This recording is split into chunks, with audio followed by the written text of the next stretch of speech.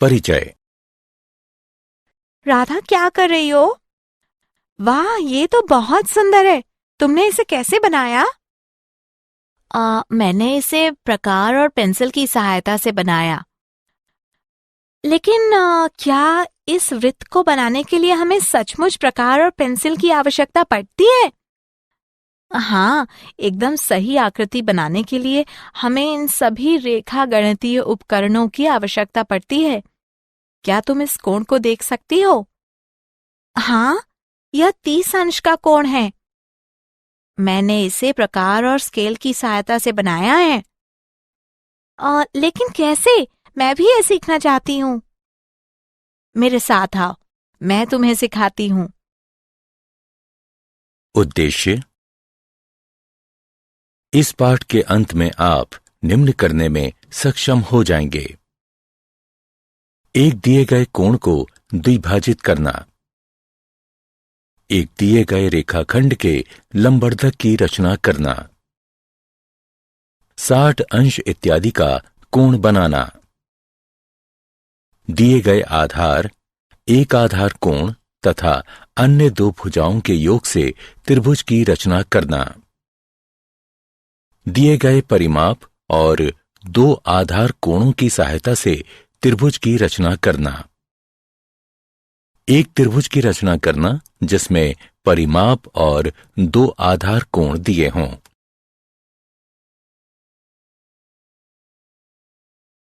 परिभाषा।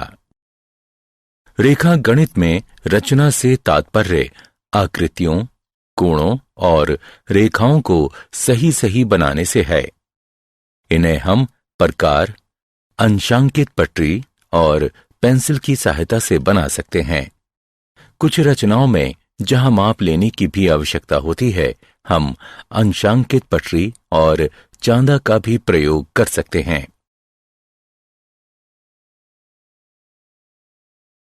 एक दिए गए कोण का समद्विभाजक।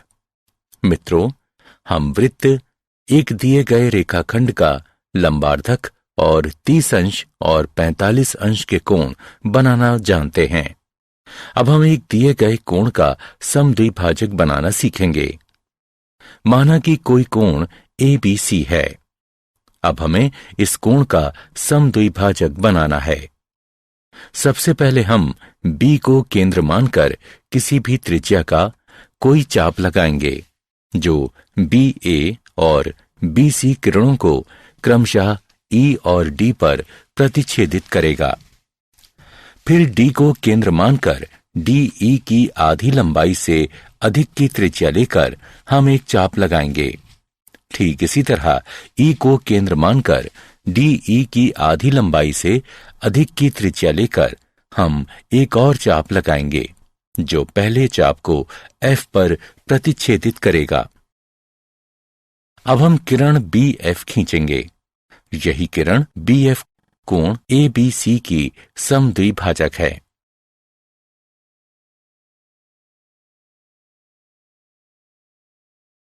हम कैसे कह सकते हैं कि BF एक कोण समद्विभाजक है? चलिए इसे सिद्ध करते हैं। DF और EF को मिला दीजिए। अब त्रिभुजों BEF और BDF में BE बराबर BD, क्योंकि ये एक ही चाप की त्रिज्या हैं। EF बराबर DF, क्योंकि ये भी बराबर त्रिज्या की चाप हैं। BF बराबर BF, जो कि दोनों में है। इसलिए SSS समरूपता नियम के अनुसार त्रिभुज BEF सर्वांग सम है त्रिभुज BDF के, जिससे हमें कोण EBF बराबर कोण DBF प्राप्त होता है। इसलिए BF एक कोण द्विभाजक है।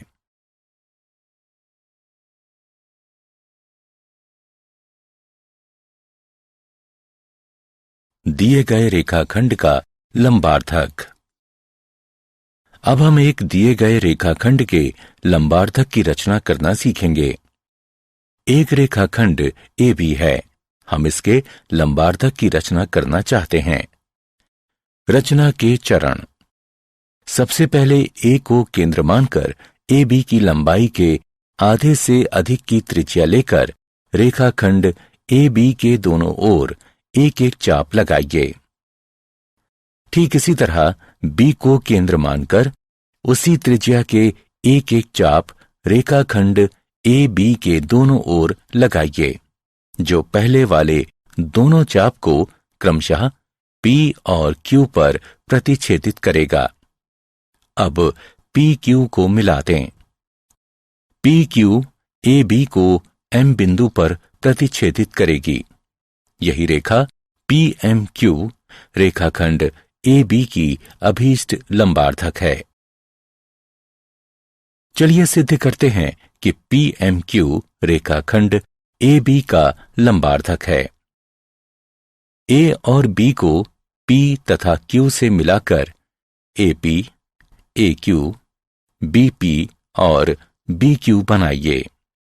अब PAQ और PBQ त्रिभुजों में AP बराबर BP, क्योंकि ये बराबर त्रिज्या की चाप हैं। AQ बराबर BQ, क्योंकि ये भी बराबर त्रिज्या की चाप हैं। PQ बराबर PQ, ये दोनों में हैं।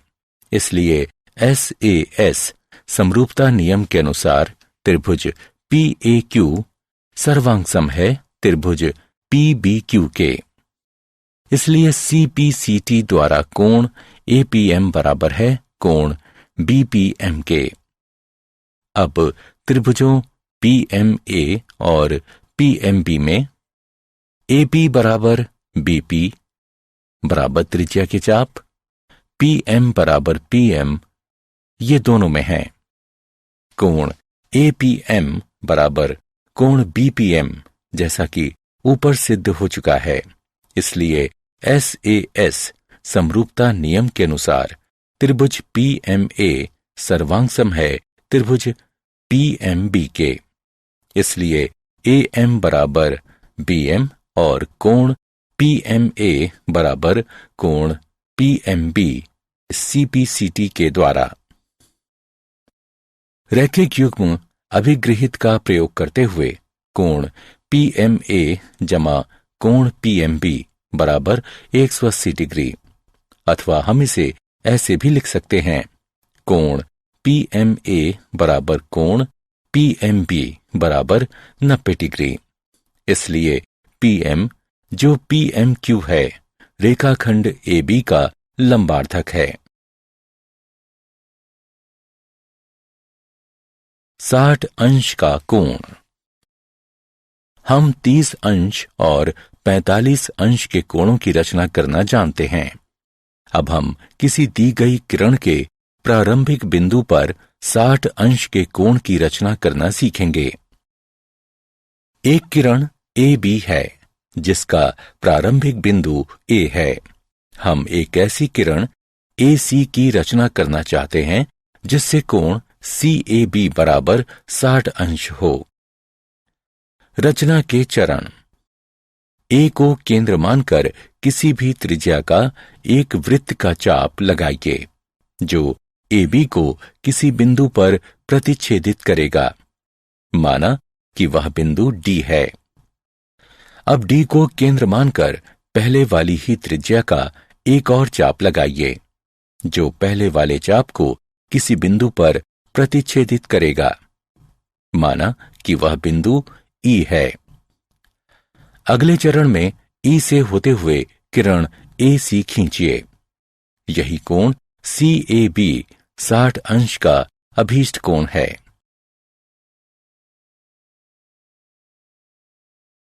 अब चलिए देखते हैं हम इस विधि से किस प्रकार 60 अंश का अभीष्ट कोण प्राप्त करते हैं। DE को मिला दीजिए। तब रचना के अनुसार AE बराबर AD बराबर DE है। इसलिए त्रिभुज EAD एक समबाहु त्रिभुज है। त्रिभुज EAD भी एक समबाहु त्रिभुज है क्योंकि कोण CAB 60 अंश का है।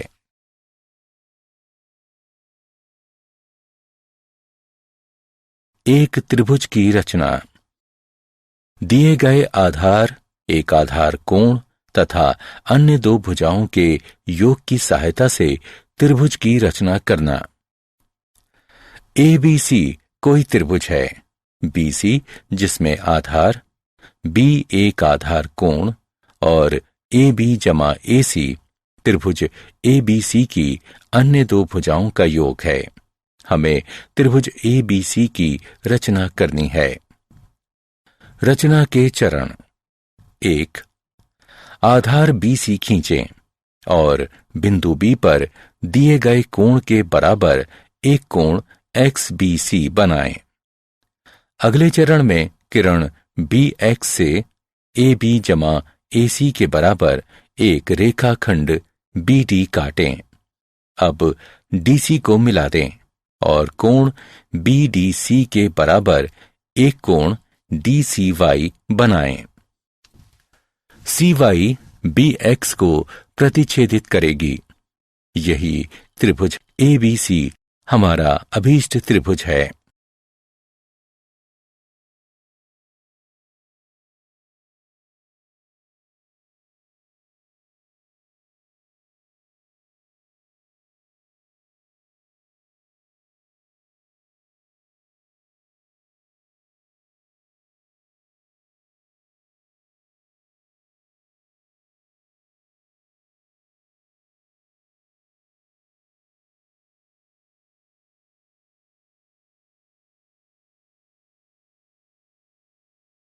आइए देखते हैं कि ABC किस प्रकार एक त्रिभुज है। ACD त्रिभुज में कोण ACD बराबर कोण ADC रचना के अनुसार, इसलिए AC बराबर AD, तब AB बराबर BD घटा AD बराबर BD घटा AC या AB जमा AC बराबर BD। हम जानते हैं कि त्रिभुज की दो भुजाओं का योग तीसरी भुजा से अधिक होता है, इसलिए ABC एक त्रिभुज है।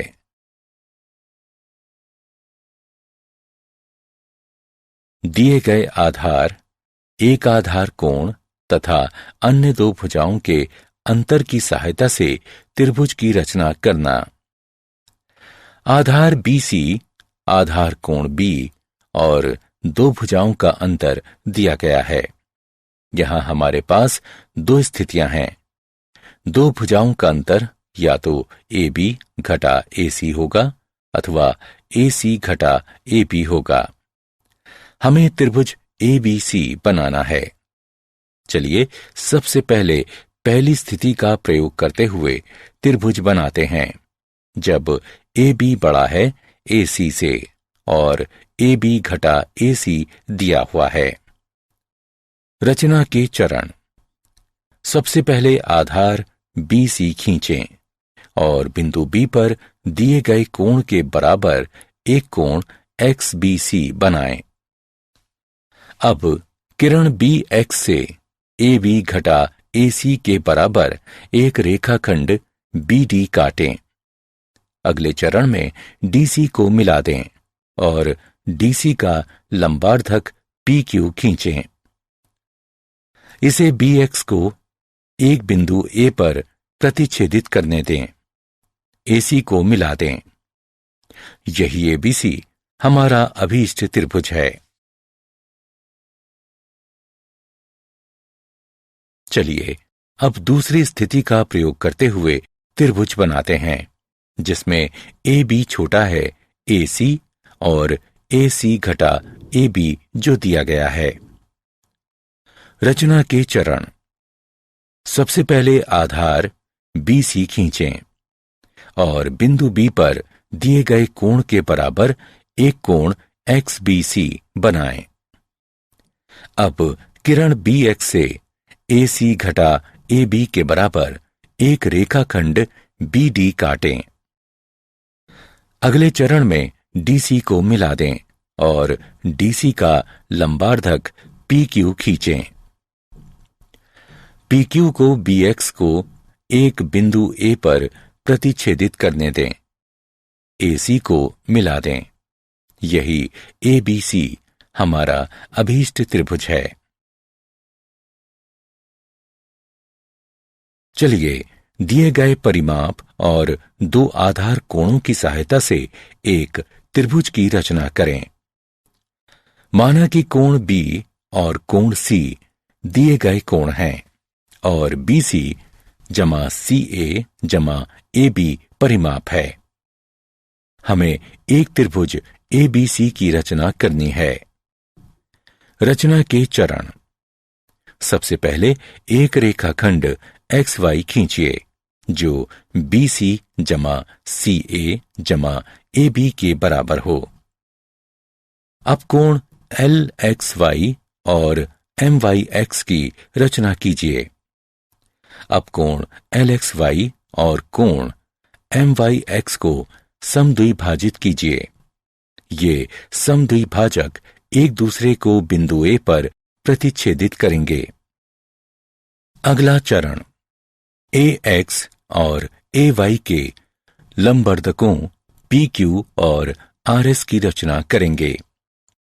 PQ XY को B पर तथा RX XY को C पर प्रतिच्छेदित करेगा। यही ABC अभीष्ट त्रिभुज है। उदाहरण।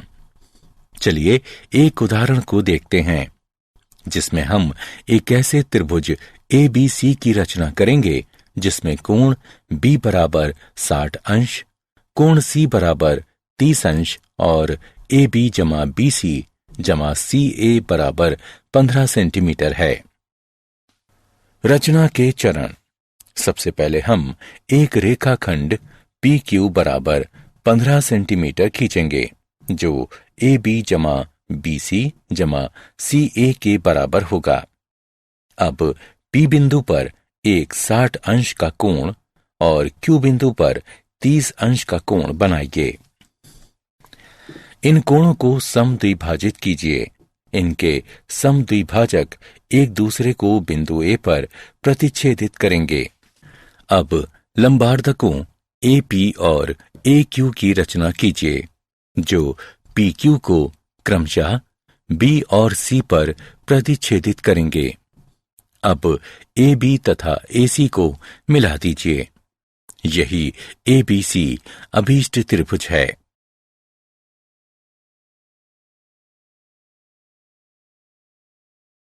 क्या आप जानते हैं जियोमेट्री शब्द ग्रीक शब्द जियो जिसका तात्पर्य है पृथ्वी तथा मैट्रिया जिसका तात्पर्य है मापना से बना है। अंक गणित के साथ साथ रेखा गणित भी पूर्व आधुनिक गणित के दो क्षेत्रों में से एक थी। प्राचीन मिस्रवासियों ने 3000 ईसा पूर्व पहले रेखा गणित का प्रयोग किया था। उनके बहुत सारे सूत्रों में से वृत्त का लगभग सही क्षेत्रफल निकालने का सूत्र भी था। अपने अद्भुत रेखा गणितीय कार्यों के कारण रेखा गणित का पिता प्रायः 300 ईसा पूर्व के मिस्र के यूक्लिड नाम के गणितज्ञ को कहा जाता है। उसके किए गए कार्यों में इतने प्रभावी तत्व थे जो 20वीं शताब्दी के आरंभ तक उन गणित की किताबों में रहे जिनका प्रयोग पढ़ाने के लिए किया जाता था। यदि AB जमा AC BC से कम या बराबर है तो किसी भी त्रिभुज की रचना संभव नहीं है।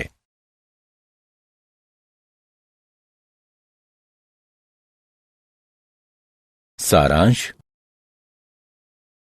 आइए हमने जो कुछ सीखा है उसे संक्षेप में दोहराएं। दिए गए कोण को समद्विभाजित करना, दिए गए रेखाखंड के लंबार्धक की रचना करना, दिए गए कोण की रचना करना,